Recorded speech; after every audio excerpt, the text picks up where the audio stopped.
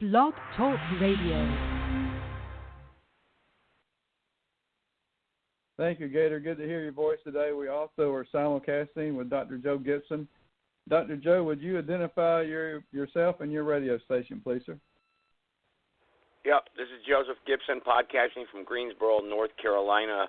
The show is called Understanding the Times in Which We Live Today, and my listening audience is podcasting alongside you guys tonight, so that's going to be great. Looking forward to the show.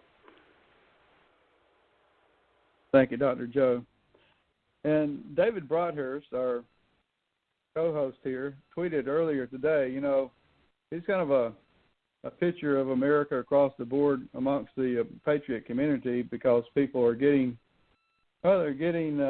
have these high expectations of President Trump, and things are not going as fast as they would like. But let me read you his tweet to you, and I'll read my reply, and also a former senator of the Republic's reply. Well, it really wasn't a reply, but his a quote from him. But David Broadhurst tweeted earlier today, "I don't believe President Trump can overcome this deep state cabal because no justice ever gets served."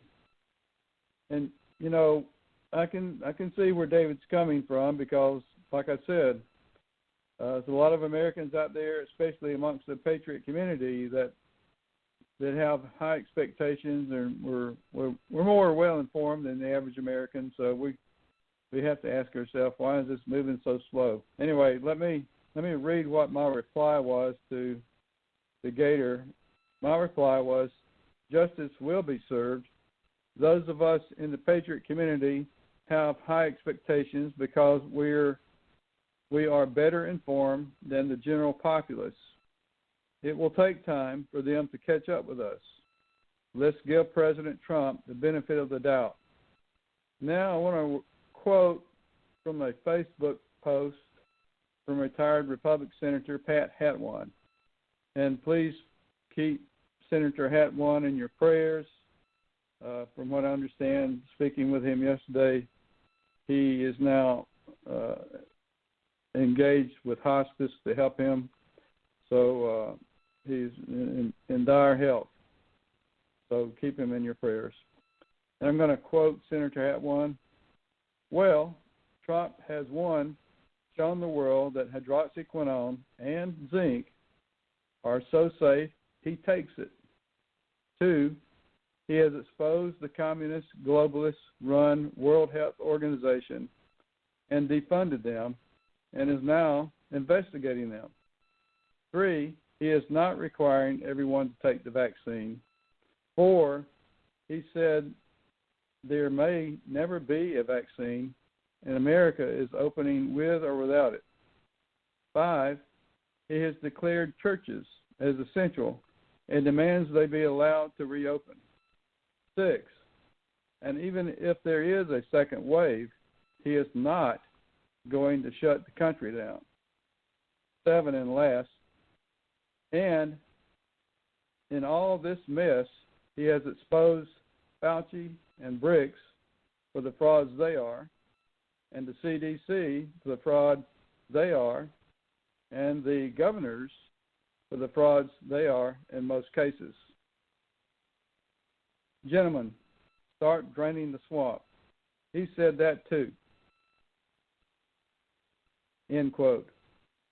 That being said, let's be thankful that we have Donald J. Trump as spearhead of the Republic, serving as President of the corporate United States.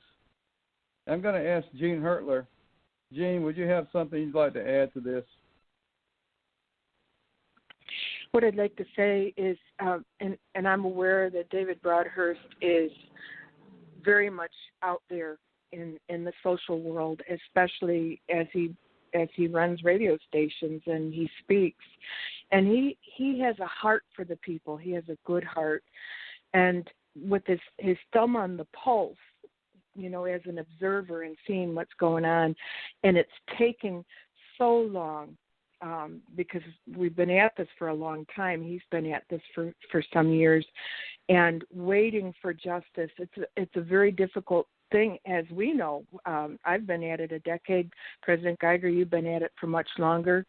And so many people are just the last few years understanding the government corruption and then coming to the awareness that this is a life and death situation. That's where we are in this end game with these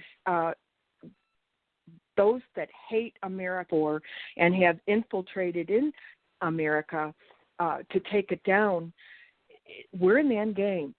And so watching for justice to come through is very difficult, especially when you live in a state with a governor that is one of them and has affected the people to where they can have a livelihood. How do they eat and so forth? And it's a lockdown. It's we know, we understand.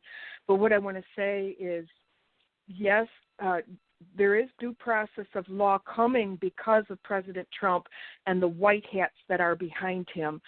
But this has been decades. This has gone beyond a century, and actually it goes into world history. So it can't be taken down overnight, and it can't be taken down in just 3 years. It has to be a strategy. Understanding that, let me add a little more history in there.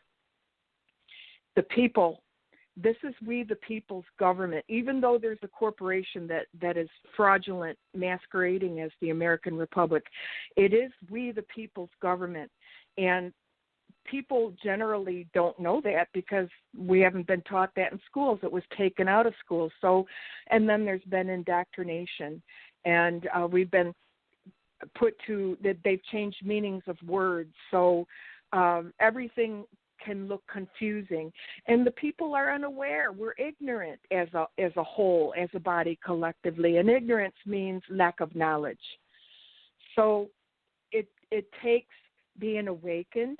It takes being educated, both to the current corruption, but also our American history, truthful history, so we can understand how this happened, when it began, and then what we have to do to correct this ship of state.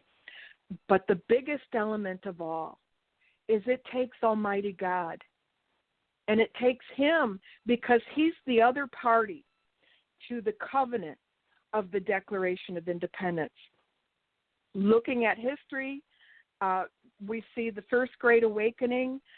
It was because, the generations beyond the Pilgrims and the Puritans, the generations let it go.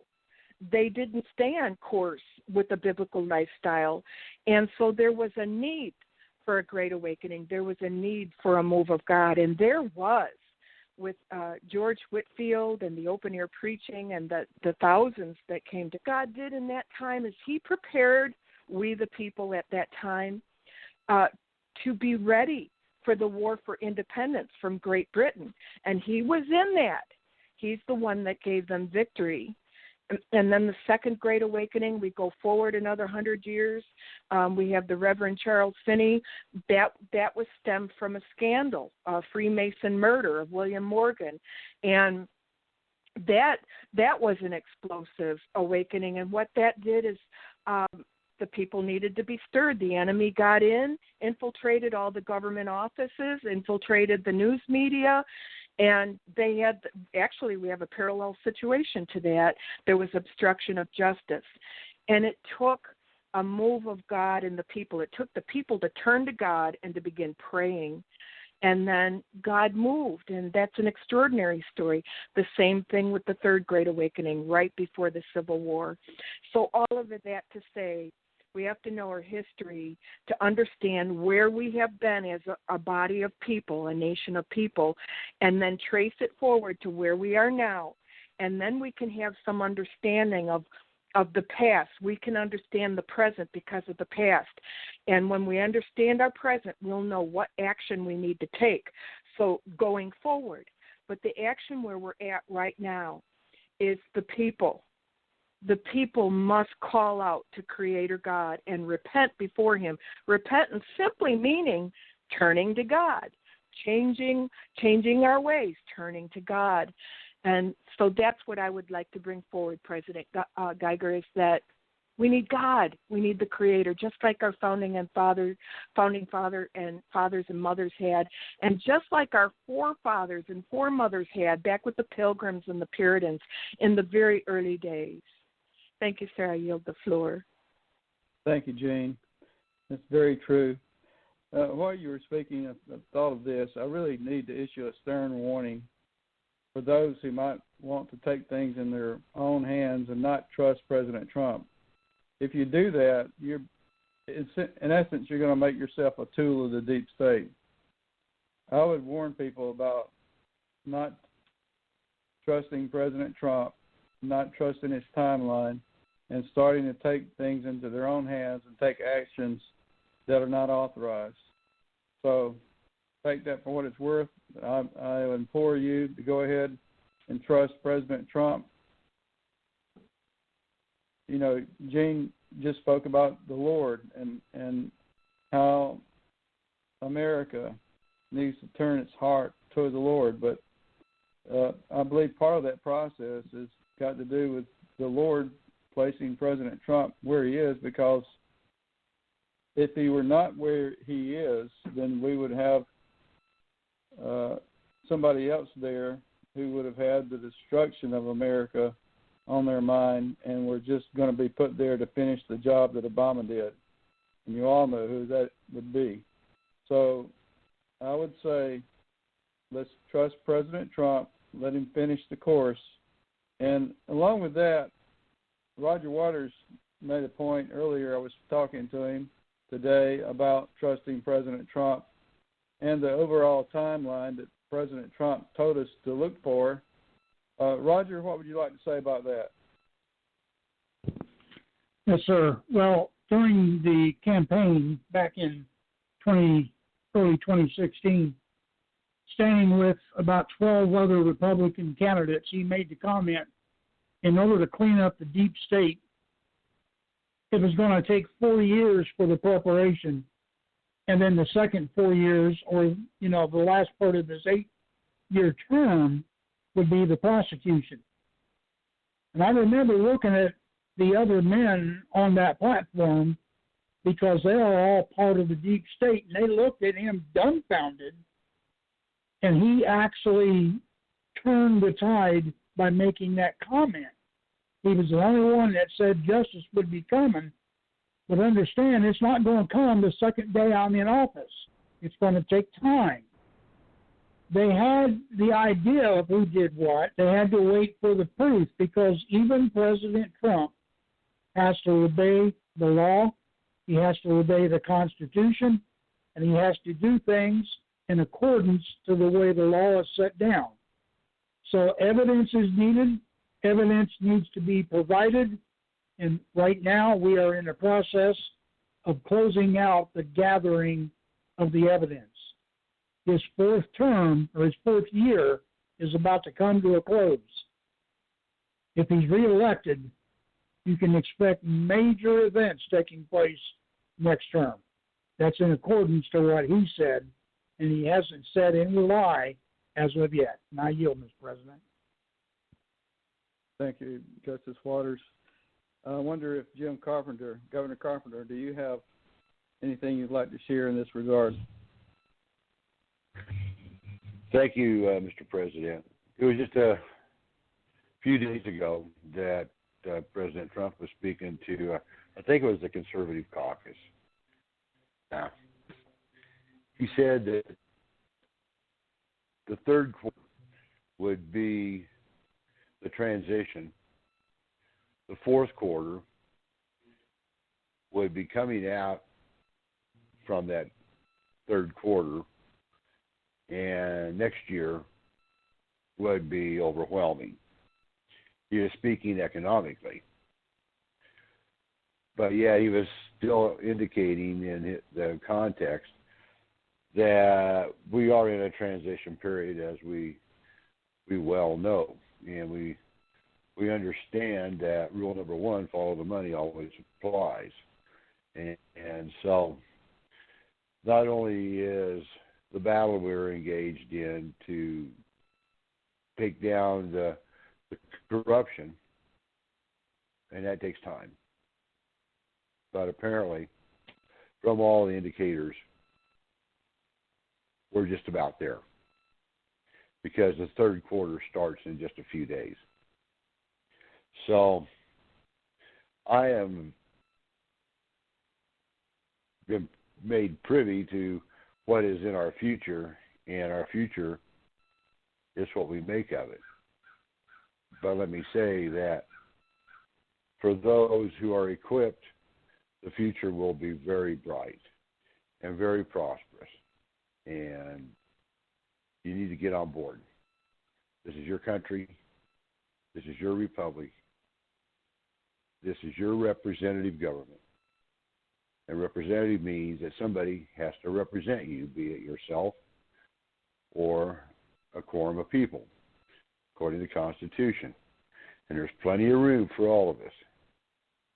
And we need good people. Otherwise, we're just going to have what we have. And who wants to go back to that? I want to go forward. So go to the website, republicfortheunitedstatesofamerica.org. Read our documents, pledge your support, sign up for emails, contact your people in government, and donate your skills, and let's get this job done, because this is a government of, for, and by the people. If you want somebody to feed you and you like your status quo the last few months, then don't worry about it. Because if a man doesn't work in the republic, he doesn't eat. Thank you. I'll yield. Thank you, Governor Carpenter. Let's go to David Hertler. David Hertler, would you start us off with a word of prayer? Well, thank you, Mr. President. I'd be honored to. America, I salute you, and we are the Republic for the United States of America. We are God's solution for America, and we go to prayer right now. And I pray, Father God, that all the listeners of this program would be anointed, that they would, when they hear, they would be able to understand. They would be able to understand what's being communicated on this program. And I pray that you would continue to anoint those that are speaking on this program, that you would give us direction, and that this would be a memorable, classic program for the cause of liberty. And I ask this in Yeshua's name. Amen. Amen. Thank you, David Hertler. Thank God for those who answered the call of duty. We remember them on Memorial Day, as we do today. Roger Waters is delivering a message today that brings a tune of the unknown soldier to our remembrance. Roger, you have the floor. Well, thank you, Mr. President. Many times I've been asked over the years, why did you decide to put on the uniform? Here's what I know and what I've learned. It used to be during the Revolutionary War, the Civil War, World War I, World War II, and the Korean and Vietnam War. There was a draft where a birth date of a male between the ages of 18 and 25 were rolled around in a tube, and one at a time, a day on the calendar was given a particular number, ranging from 1 to 365.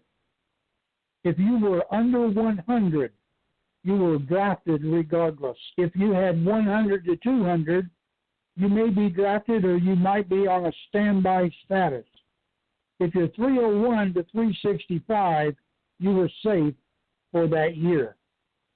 Many 18-year-old boys were scared to death during the spring of the year, but many of them stood tall and accepted their fate to put on the uniform of the United States of America.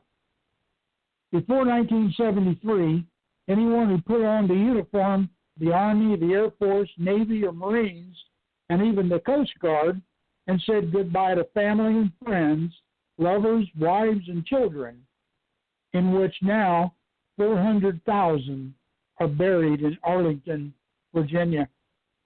There will be more, but there is one tune we're getting some feedback. Point of order, Roger, you're breaking up on us.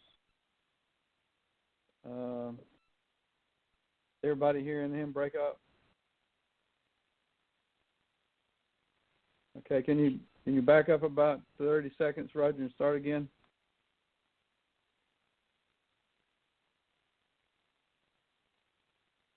Roger, you still there?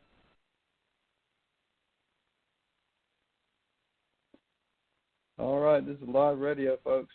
Roger will be, we probably lost our connection, and he'll be calling back in any second now, so we'll get things back up and running. Point of order there, just real quick there, what the governor was talking about, if I may interject, the governor was talking about we're a matter of days away from the third quarter. We've got some questions there. What's the third quarter? I mean, what's going on? I mean, how are we moving forward here with? And I know we got a lot of talk about when Trump's reelected. Now we're going to start with the prosecutory phase of this restoring the Republic. Can you just I got a lot of questions since we got time right now since we lost Roger. Can you expound upon that, please?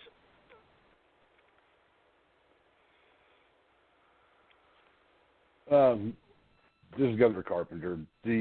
Trump was addressing his conservative base and issued those words.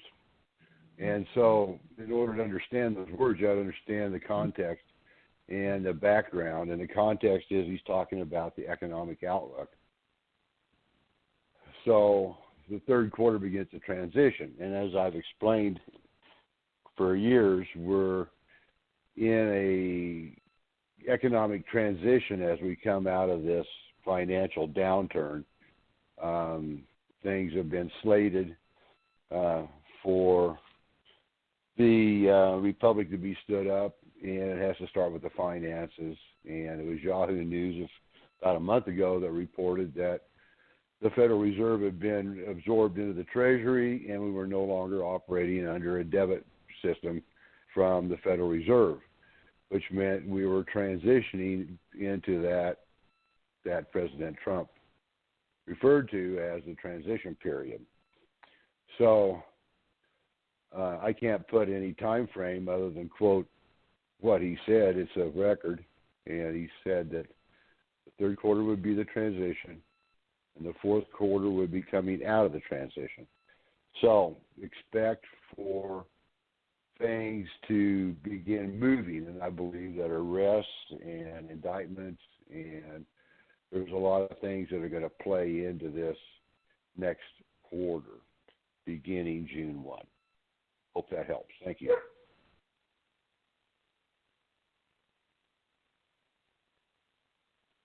All right. Hope that answered your question, Dr. Joe. Yes, sir. Yes, sir. I was just trying to get a little clarity on that, but we're all banking on Mr. Trump being reelected, and I was just saying if he didn't get reelected, then what would happen, but we can't, be a armchair quarterback on that, but we all hope and pray that he is reelected, but yeah, that did answer my question. Thank you. Right. Well, Dr. Joe, he is our president, and he is our president even regardless of the election until January, and the third quarter falls within his term, such as the fourth quarter. So apparently there's some big events that's going to happen that's going to bolster his agenda for his reelection. Thank you. All right, let's go back to Roger Waters. Roger, you'll need to back up for about a minute in your presentation, because you began to break up on us before you lost your connection there. So the floor is yours. Okay, sir. Thank you. It used to be during the Revolutionary War, the Civil War, World War I, World War II, Korea, and the Vietnam War, there was a draft where a birth date of a male between the ages of 18 and 25 were rolled around in a tube, one at a time. A day on the calendar was given one of those numbers, ranging from 1 to 365. you were under 100, you were drafted regardless. 101 to 200, you were either drafted or put on standby status. And 301 to 365, you were safe for that year. There were many 18-year-old boys were scared to death during the spring of the year, but many stood tall and accepted their fate to put on the uniform of the United States of America. Before 1973, anyone who put on the uniform of the Army, Air Force, Navy, or Marines, and even the Coast Guard, and said goodbye to family and friends, lovers, wives, children, and now there are 400 of those that are buried in Arlington, Virginia.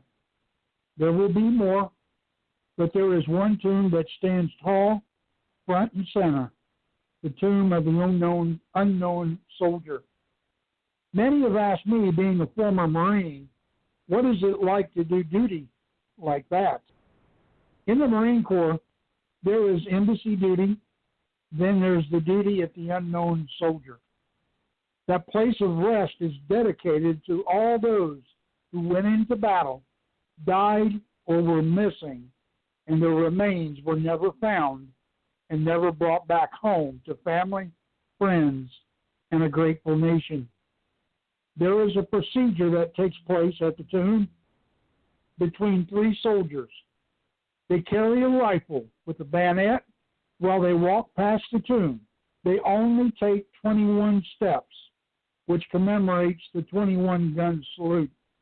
Their rifle is always on the opposite side of the tomb from which they stand or walk.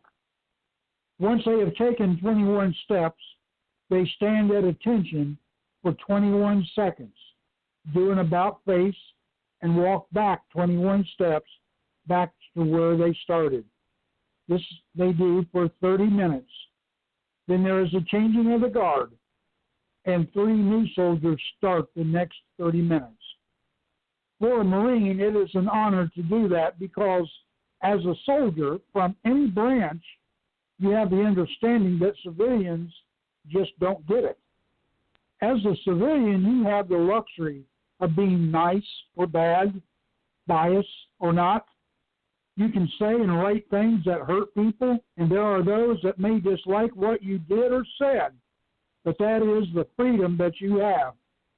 It may be a God-given right, but someone has to protect those rights. And yes, during battle, some will die protecting the rights we hold so dear to our hearts. Dwight D. Eisenhower, on August the 3rd, 1956, decided that a tomb would be built to house all those who died and never returned home. Thus, we today have the tomb of the unknown soldier. We just did Memorial Day, a day that allows us to reflect on those soldiers that we as families have lost, that we have sometimes taken for granted. Your body is only as strong as your backbone. Your nation is only as strong as your military.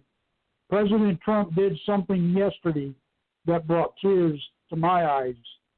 For a few minutes there at the tomb, he stood there and saluted and gave thanks for the supreme sacrifice someone's son, father, husband, brother had made down through the years. During the Obama years, if he went, he would just stand there and look strangely at the tomb, as if not to even care to be there. Trump, on the other hand, over the last 3.5 years, has reversed a lot of what Obama has done or didn't do. Under the Trump administration, we have seen many wrongs made right and rights made even better.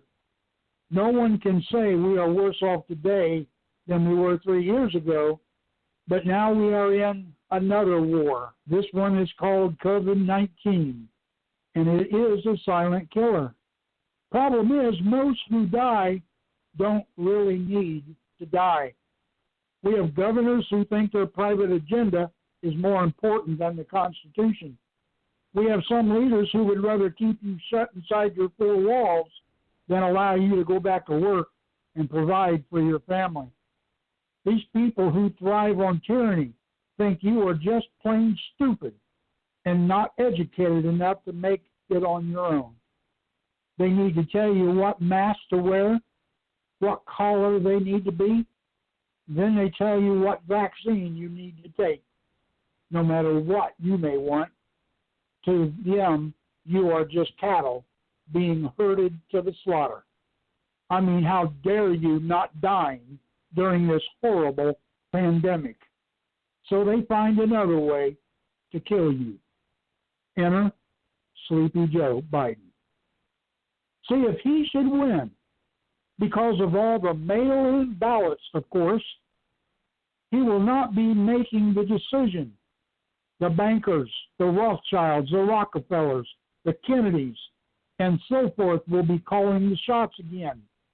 They are now stuck with Biden, who they know down deep stands no chance in heaven or hell of beating Trump just on his own merits. Now, when someone like Joe Biden, who doesn't have a track record for getting things done for the people, but has done things for the New World Order, the people need to stand up and say no to the New World Order. Now, here is a question. Why is everybody who is for tyranny so upset with Trump? Because he's done things that do away with their agenda. When you know you are dying, you become desperate. When you know you are dying and you want to live, and you live a corrupt lifestyle, you will steal, cheat, and even kill to gain back control of your life. Then when someone stands up against you and reverses what you have done and created, you fight tooth and nails to get it back. Welcome, coronavirus 2019. See, President Trump has done things that have destroyed the American New World Order. He has used the power of the executive order to do it. Let's get this thing straight. Executive orders are okay as long as they are only used in-house, such as the executive branch. When it extends outside of the executive branch, then it's being used in a way that is wrong. Most of what Obama did was by executive order, and Trump has done away with those things by executive order. Our troops serve the nation because to them it's a sense of duty, a demand that in their hearts and minds is called by our nation.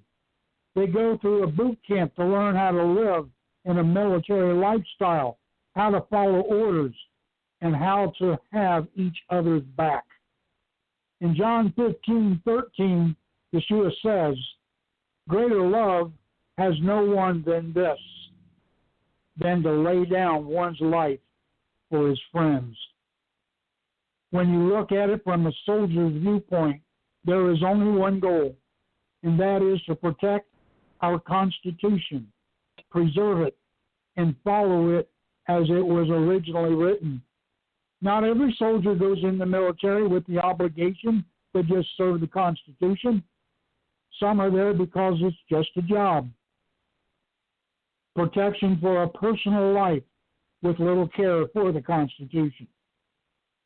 But while they are in, they learn about duty, pride, and the obligation that lays before them. They die the same way as anyone else, and they are laid in some grave somewhere, most with honors, while some get the honor of being laid in rest in Arlington. Regardless of the reason, the purpose they have responded to a nation's call to duty, which then requires that nation to respect those who have worn the uniform of our nation. They are doing a job most would not want to do. They do a job that requires them to be in harm's way every second of every day. The Marines have a motto, the few, the proud, the Marines.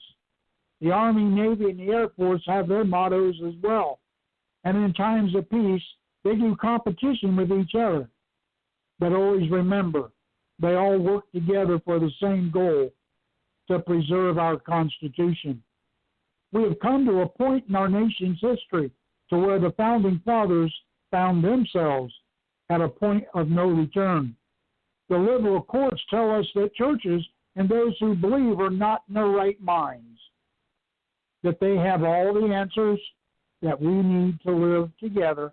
But of course, that would be the Clinton and Obama way of life. It's called socialism or communism. They would rather we live under the laws of Islam or Sharia, a law that forbids Christianity, Yahweh or Yeshua. That religious military would have to pray to a dead man who lays in the grave, who by now has turned to dirt and dust. His name, Muhammad, who is in hell awaiting judgment from the God that is very much alive and well and in charge of even the satanic cults that are trying to get rid of Trump, his wife, daughter, and son. It is truly a battle, and it's not just for life and freedom. It is also for liberty. But it's a war against light, who is Yeshua, and darkness, who is Satan. This nation has always fought for the freedoms of liberty and the sacred honor of those who fought and died for that very cause. From Fort McHenry, to which our national anthem came from, to Normandy and at the end of World War II, then on to Korea.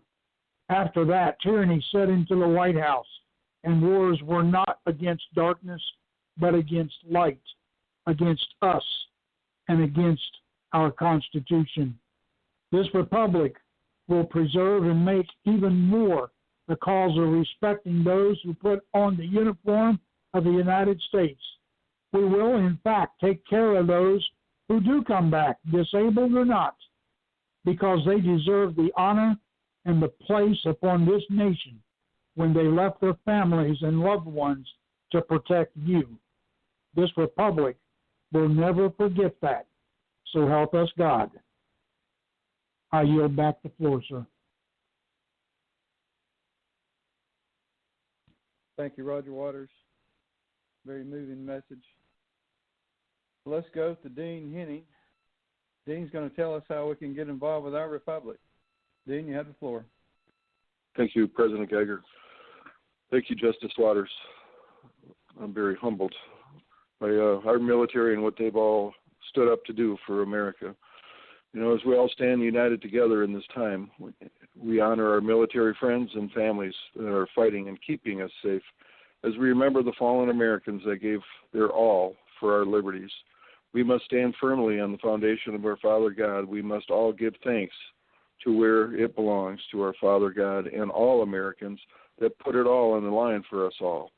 They gave their lives for our freedoms, we the people, in quotes. Must not let their lives be wasted in vain as we are now living through and witnessing the socialist, in parentheses, communists stealing our freedoms from within our country that many soldiers gave their life to defend. It's time to stand up, America. Your republic's here. There's many documents that have been written that prove that we stand in law. This is the lawful republic that our founding fathers left for us here in America. Our founding fathers used the Holy Bible. They gave us a biblical law form to help write the Constitution and the Declaration of Independence. And there's some other books that have been written here by Jean Hertler. They heard her speaking earlier tonight, and her husband, David Hertler. They're Re-Inhabited, Republic for the United States of America, Volume 1, America's Truthful History, again, written by Jean and Dave Hertler. And then there's Volume 2. You can donate to your republic by ordering either one of these books. Republic for the United States of America, Volume 2, The Story of the Re-Inhabitation, again, written by Jean and Dave Hertler. You can order those books at reinhabited.com, or you go online and order them from Amazon or Barnes & Noble.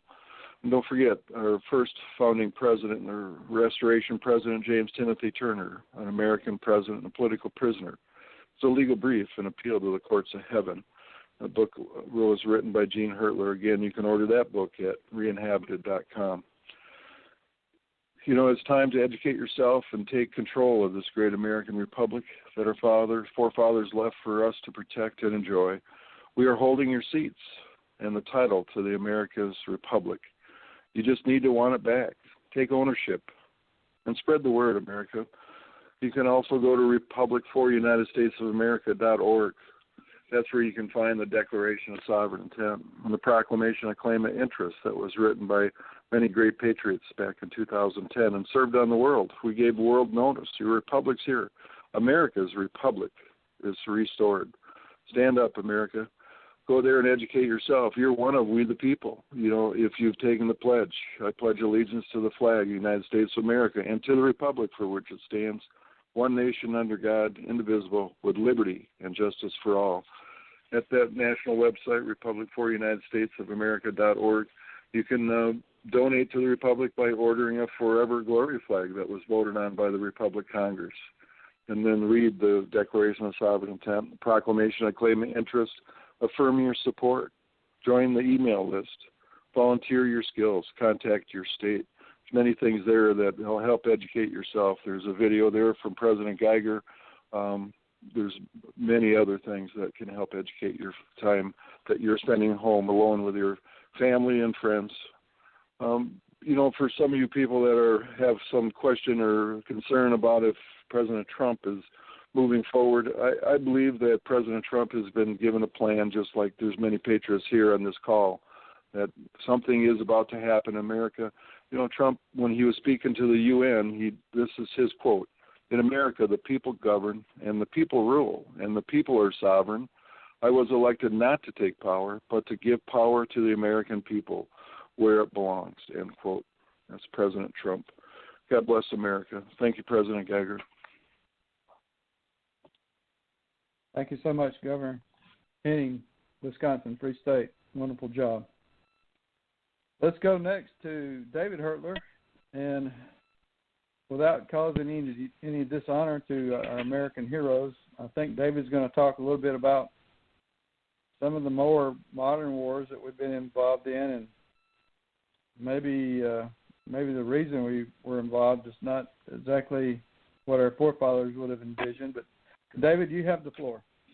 Thank you, Mr. President. I salute you, America, all of you that are on the call. Thank you, David Broadhurst, for having us.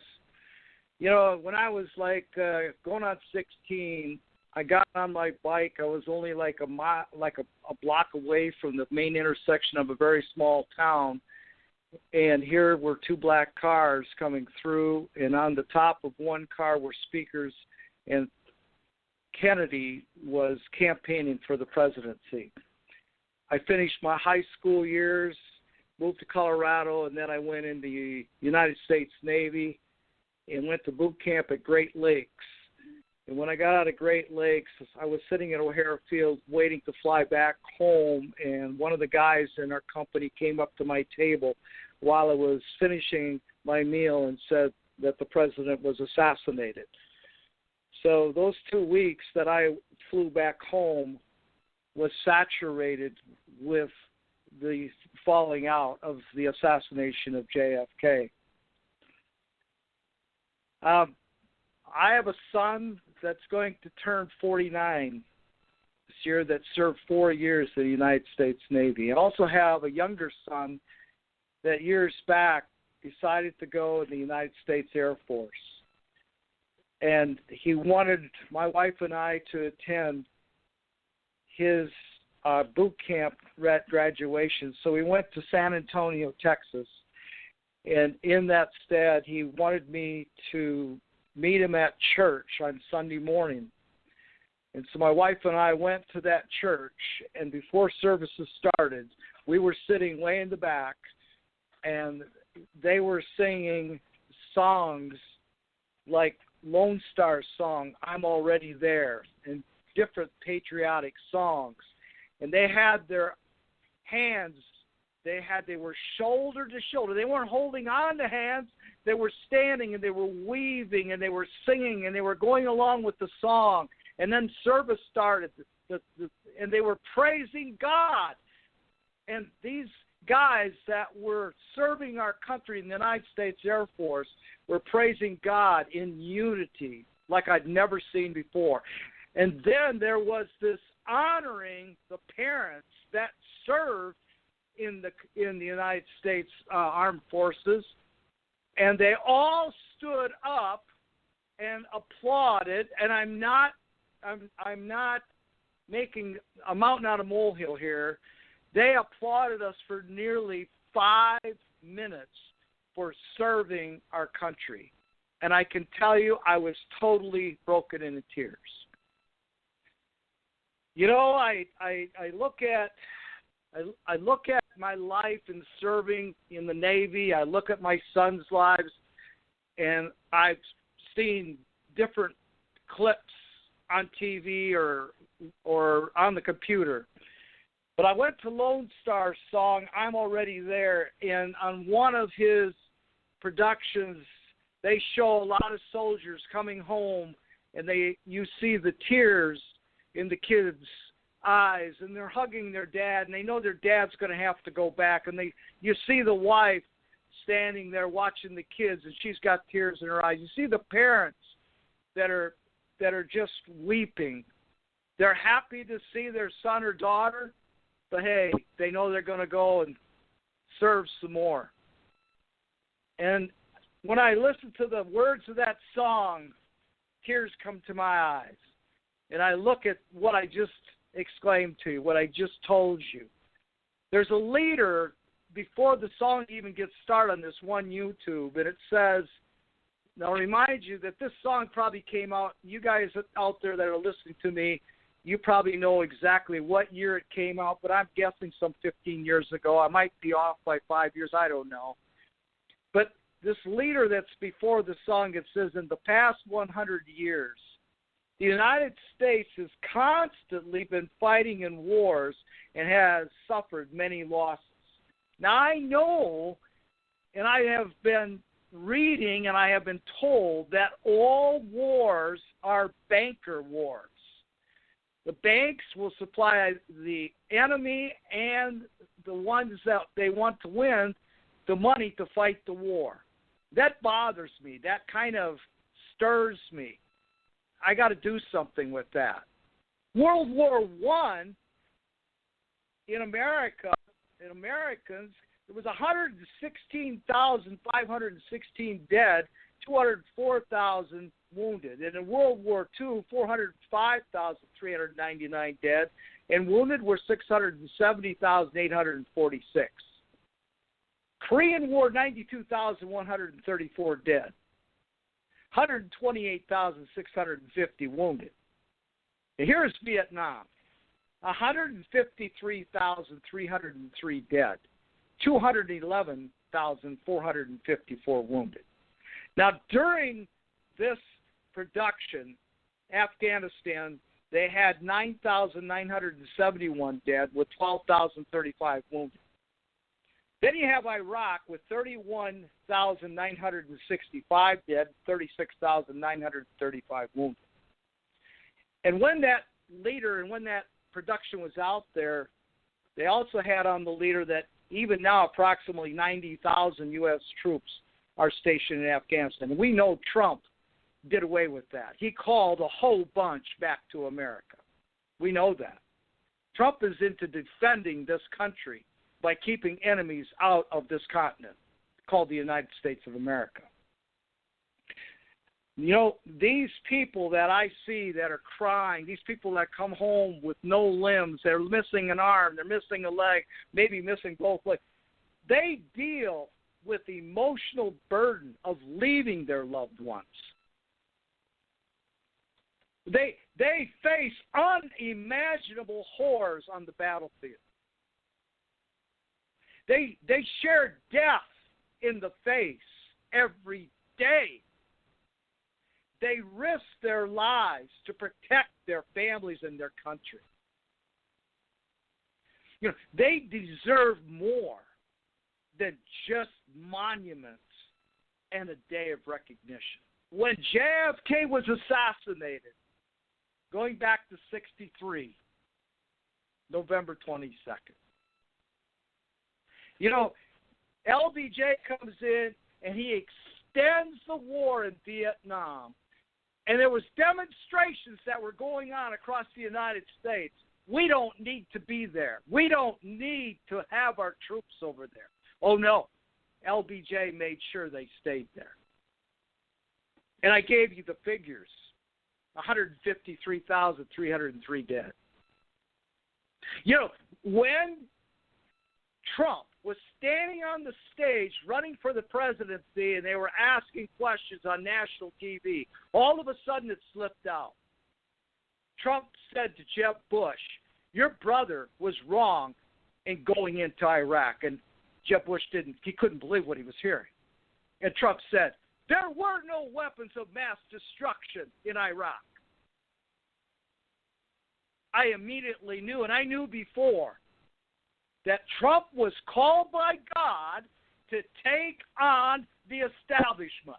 Well, what's the establishment?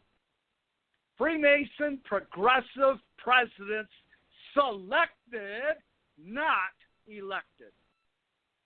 That's what we've been putting up with America. I can't put JFK in that category, and I'm not sure about Ronald Reagan. And I'm not sure about McKinley, who was assassinated in 1901 to put the Rough Rider in office. Shot in Buffalo. And I don't know about Garfield in 1881. He was only a president for 6 months. My heart, this is a personal vendetta that I go through. I'm not sure that we needed to be in those places and lose all of these lives. I'm not sure that we were there for the right reason. I'm talking about Korea. I'm talking about Vietnam. I'm talking about Afghanistan. I'm talking about Iraq. I'm not sure that our troops should have been there, and if they were there, and they were, that they had to be there that long. I'm not sure all the lives, all the soldiers that went for what they call for the cause of liberty, I'm not sure that they shed their blood for that cause. This is a personal vendetta. I love America so much, and I love that Trump called troops home, and he is going along with the Constitution. That we are securing our borders with defense. Not offense, but with defense. The Revolutionary War was a war of defense against the British. I love America, and all of you out there that are listening to me, you maybe think that I'm a little bit off, or you maybe are not going along with what I'm saying. But boy, I tell you what, those that gave their lives for the cause of liberty, those that even went over thinking they were doing it for the cause of liberty and they gave their lives or they lost their limbs, I salute them. I stand tall, and my tears go to the wives, to the kids, to the parents of those that gave up their lives. And with that, Mr. President, I yield the floor back to you. Thank you, David Hertler. Not an easy message to deliver. I think you did it well. Thank you. Praise God. Let's go next to Jim Carpenter. Jim Carpenter, how about wrapping up the show for us? Thank you, Mr. President. You know, the conversation takes me back through my almost 7 decades of existence here on Earth. And the first thing I can remember is Eisenhower and Kennedy and all these people warning us about the industrial military complex. And then it morphed into Bush Sr., and he's the one that introduced us to the concept of the New World Order. And it only makes sense that his protege, his sons, his family, were part of that New World Order. And their roots all go back to the Nazis. Well, what we're living today is the final days of the heated battle behind the scenes of the deep state to implement the New World Order. And this was scheduled to happen worldwide, regardless of who was president. It was supposed to have been Hillary. She was supposed to have got the glory and got the opportunity to take us to where we are today. But instead, we got Donald Trump on the offensive. The offensive meaning the people are throwing the flag and calling the foul. We've seen the fruit of their tree, as David did well to describe. We've seen and lived through the fruit of the tree since February. With a virus that was identified in a novel by Kuntz called Dark Eyes in 1981 that described Wuhan, and the virus that would be released, the coronavirus, that would be released to the world in 2020. So, Trump's just a speed bump in the road, except that he's effective, and he's closing the deal. And this is what we're living through. And when you turn the page, what was previous is all history. And what is forthcoming is what it is. The deep state, the industrial military complex are being exposed. The American people are being exposed to their tactics of financial collapse and incarceration. This isn't Trump's agenda. This isn't what Trump is telling the media to say. This is the deep state's agenda. So all we got to do is go through it, and we're coming out the other side. Now, the other side looks like whatever you decide it will be. It can be lawful. It can be by the Constitution and the Bill of Rights, or it can be one for all and all for one, and let the dust settle where it may. That's not really constitutional at this point. That's called anarchy. The momentum is there. The signs are there if you know what to look for. And we have a lot to be thankful for. And the first thing we have to be thankful for is our Creator Father that gave us a Constitution and a Bill of Rights to fall back on in this hour. Because if we would have been any other country, we'd be history. What we're doing is we're closing the books on the military industrial complex and the deep state and the New World Order people. And for that, you have a lot to be thankful for. Now, what are you going to do with it? Stay tuned for the rest of the story. I'll yield. Well said. Well said, Governor Carpenter. Gator, take us into the sunset.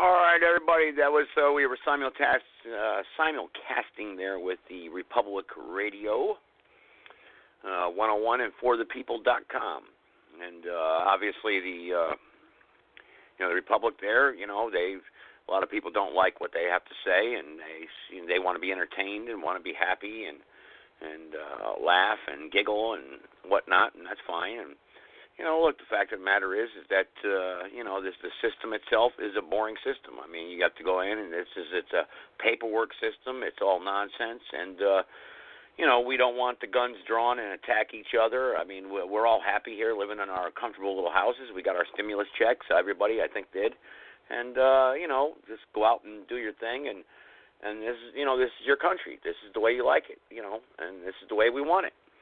And we're not going to sacrifice for each other, and that's just the way it's going to be. But we do have some callers here on the line. So Gold's Gym's closed, and I don't know when they're opening. So to the people in the chat room there, so I don't know if Gold's Gym is ever going to reopen. Who knows? But yeah, all right, here we go. First caller here tonight, and we are live now, and we did have the Republic on. So first caller, 419. Go ahead. Hello, Joe. Hey, how you doing? Hey, I'm doing good, man. How's your campaign going? Well, obviously they're telling me that I did not meet the deadline. What they want is they want me to contact the State Board of Elections, and they need my supporters to contact there and demand that my name be placed on the ballot, and then they'll put my name on the ballot. I've been trying to put the word out there slowly. I told Mel last night, actually on the Zoom page, I said, hey, everyone needs to contact the State Board of Elections, say they want my name on the ballot. And I've contacted them, so they'll put my name on the ballot because it was impossible, obviously, to get signatures. It was impossible during this flu pandemic. It was an impossibility. Everything was closed. How do you obtain the amount of signatures that I would need to get my name on the ballot as an unaffiliated candidate? So what we need to do is now I did look up the rules of the election board. And the election board does have a waiver system where they can waive any rule. All we need is people out there to call the election board and say, hey, I want Joseph Gibson's name on the ballot for the state legislator's office, his House of Representatives in North Carolina, my district. And we've contacted them before, and that's what we need to do, Mark. We need to contact these people and let them know. Give me that number. Oh, I will pull it up for you. That's okay. We'll do it at I'll tell you what. Anyway. You give your speech or whatever you want to talk about, and I'll get the number for you, okay? That will work, Joe, because I'm pretty well pissed at the fellas that was on. Oh, my goodness. I hear you. Oh, boy. Them and talking their mundane, crawling through the mud and shooting and killing people. Oh, my God. How about that crap in Minneapolis, Minnesota there, huh, where they just stepped on the guy's throat and just stomped him to death, huh? What's up with that? Hey, it's the usual. It's nothing new for me. It's nothing new for me. This is the common man and telling it like it is. All these patriotic buffoons, oh, my God, they're just so sickening with all of this rhetoric and I served my country with glory and honor. No, you served the bankers and you sold your kids into slavery and you sold your kids off as damn cannon fodder. You didn't know. You did the best you knew with what you was working with, but damn, it don't take 2-3 fucking wars to find that shit out. I agree. I got that number for you. Let me give you that number. Let me interrupt you so this way I can get back to the chat room here. The number for the state election board, it's down in Salisbury, it's 430 North Salisbury Street, okay, and 430 North Salisbury Street, Raleigh, North Carolina, and the phone number is 919-814-0700.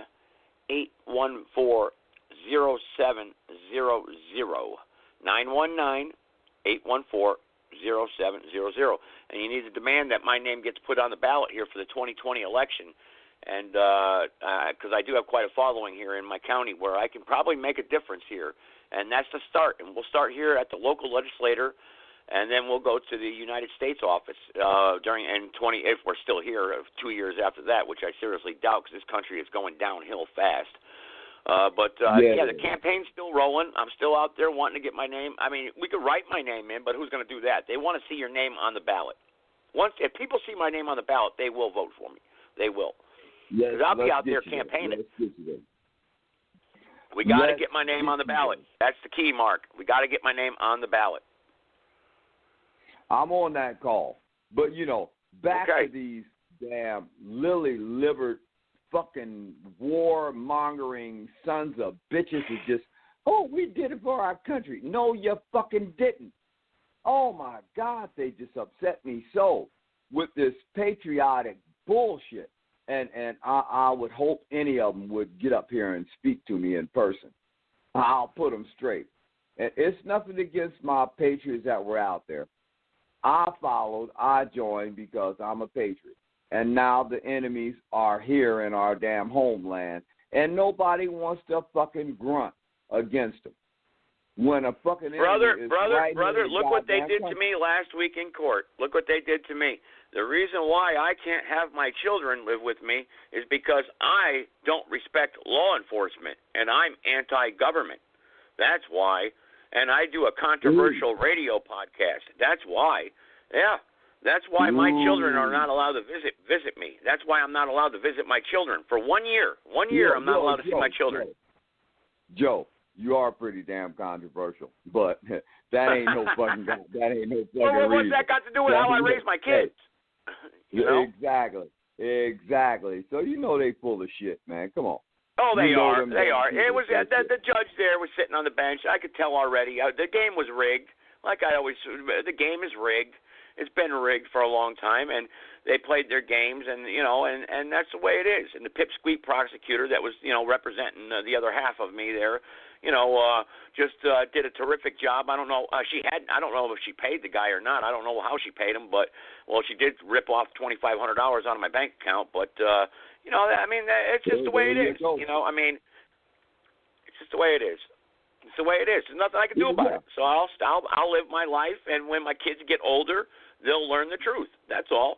I'm not going to go through a 2-year court battle.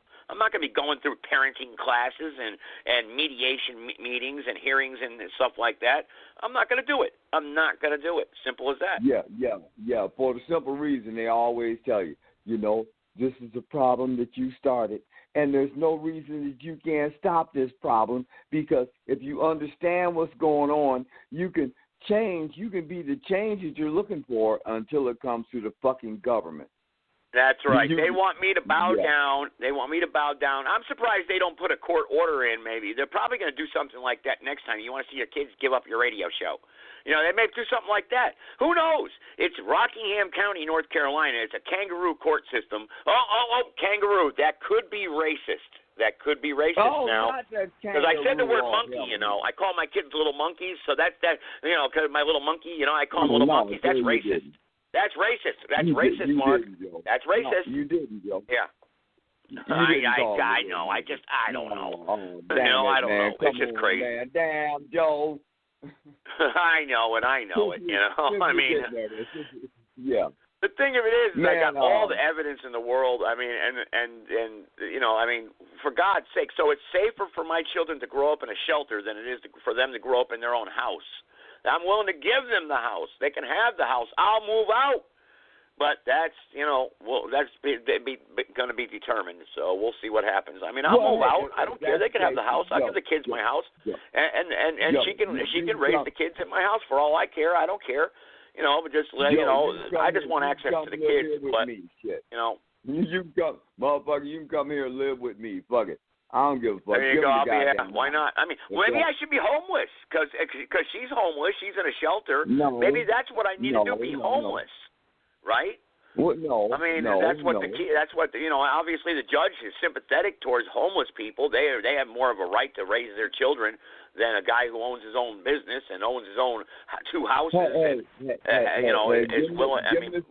again, I'm a racist, so I'm a racist. So, and my radio show is anti-government. Oh, my God. Not that old. No. I know it. My God. You black-hating. Oh, my God, Joe. Oh, I know. Well, they didn't say black. They just said racist. They didn't say black. And they also said I have no respect for law enforcement. That's, so that right there, I don't know where that came from. What happened during that radio show? I called the sheriff an idiot. that said my son didn't have the right to call 911, I called him an idiot. So therefore, I have no respect for law enforcement. How do you figure? So Joe, you're a non-specific racist that's fighting for the custody of non-specific. There you go. There you go. Non-specific. Oh, they're listening tonight. They're listening. They'll be using it against me. And look, if they are listening, bottom line is, listen to this, Mark. Bottom line is, I don't want to fight with her. I don't want to fight with her. I don't want to fight with her. I'll give her whatever she wants. Take it. Have it. Go ahead. I don't need anything. I don't need nothing. I'll give it to the kids. I'll give it to you. Go ahead. I don't want to fight. I don't want to argue. I don't want to do it. If it comes to that, give it to her. Bring your fucking ass here. I got a spot for you. I'll move out. I don't care. I'll do my radio show from my car in a parking lot. You know, I could do that. I mean, I don't care. Me and you don't agree on hardly any goddamn thing. But dude, I got your fucking back. Period. I got your back. Bring your ass over here. I got you, man. But still, those motherfuckers on there talking about the stars and stripes and booms and bombs and all that shit, all them motherfuckers is like warped. I'm like, oh, you didn't. It's true. We need to honor our veterans who were fighting for what they thought was a good prize. But we were tricked. And we got to get this shit back. We got to get shit back into the proper perspective. To be honest with you, Mark, unless we get people in there that are of like-minded, that are in office, that are not going to sell out, and they're going to be in there and fight for the people, I don't foresee anything changing because we're behind the 8 ball. We're behind the 8 ball. We have 8 ball. That could be racial term too. That could be racist. Sorry. Damn! That could be racial. Sorry. Oh man, I just can't get around it tonight. I'm just a racist, I guess. I don't know. Damn! I'm calling you in, Joe. Damn it. The 8 ball remark. Damn it. What was that other one? Damn. I got to remember that. I'm calling you in, man. Hell. Racist shit. Racist. Half black, half white. That's not good. That's not good now. Right? yeah, and you're tanned real well, too. And it's always the last ball. And the 8 ball is the last ball. Why is the 8 ball, the half black, half white ball, always got to be the last ball? And why does the white ball always got to hit that 8 ball? Why? You ever notice that? Yeah. Yeah, I have. For God's sake, if you play pool, you don't deserve custody of your kids anymore. That's it. Come to Rockingham County. Yep. Sheriff Sam Page, the constitutional sheriff. Yeah. Shit. Lord. We got to get back to, reconciliation of the country, and this shit would not be going on. Women would behave like women, men would be fucking men, and we can get out of this dumbass shit that we're doing. And this, they saved their lives for Vietnam, and you motherfuckers, oh my God. Man, it just upsets me. Well, Mark, so I do have some other callers on the phone line here tonight. I want you to, let's see if you want, maybe I think they might want to talk to you. We'll see. I don't know. 757, go ahead. That'd be fine. I'll be sitting there. Fuck me harder! Oh! Yes, damn. Hello. Kind of excited. Yeah, I kind of like, oh, damn. All right, obviously that one there. That's one of our resident wonderful people there, that Blog Talk friends there that want to be part of the Blog Talk show. So, hey, that's fine. Halfway excited. Halfway. I don't know. But anyway, the show did carry on. I'm going to get ready to wrap up the show here. I mean, may as well. What the heck? I don't think I got anything interesting here to add here tonight, but we'll continue on the fight, understanding the times in which we live today. And, hey, man, continue the good fight, I guess. Right, Mark? Continue the good fight. Yeah, hey, you're going to be on Zoom later. Hey. Announce the Zoom. Hey, listen, announce the Zoom page so everyone come over to Zoom. Announce it. Hey, everybody, the Common Man and Sarah and David and a whole bunch more of us and Joe will be on the Zoom channel, link 121212. Come on in and we'll talk about this, and we have got to get this country together because without us, it's going to keep on spiraling down the toilet. The way that it's going right now. It's a slow swirl right now, but we're getting ready to get to that final flush. We don't want to see that, and we don't want to see that for our kids. Come to Zoom, let's figure this crap out. Let's get it all on one page, and let's get things How do moving. they find the Zoom? How do they find the Zoom? Locate the Zoom chapter in your phone, download it, and then you will come to Sarah Steele's Love, Law, and Liberty.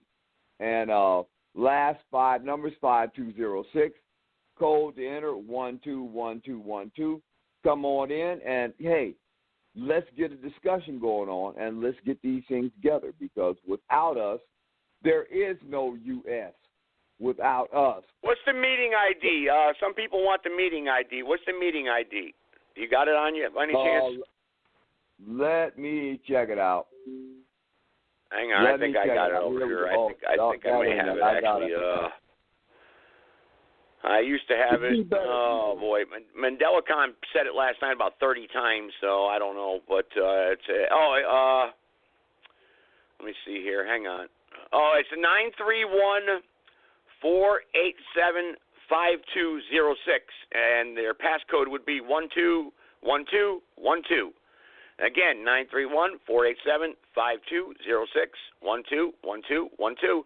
And go over to Zoom, and you can get on camera with Mark and me and everybody else there, and we can have a very interesting conversation about everything that's going on. And that's what we'll do. All right, guys? So, hey, listen, God bless everybody. Take care. I'm going to wrap up the show here. Take care, everybody. Next show will be a good one. Joe, I love you, man. I love you, Joe.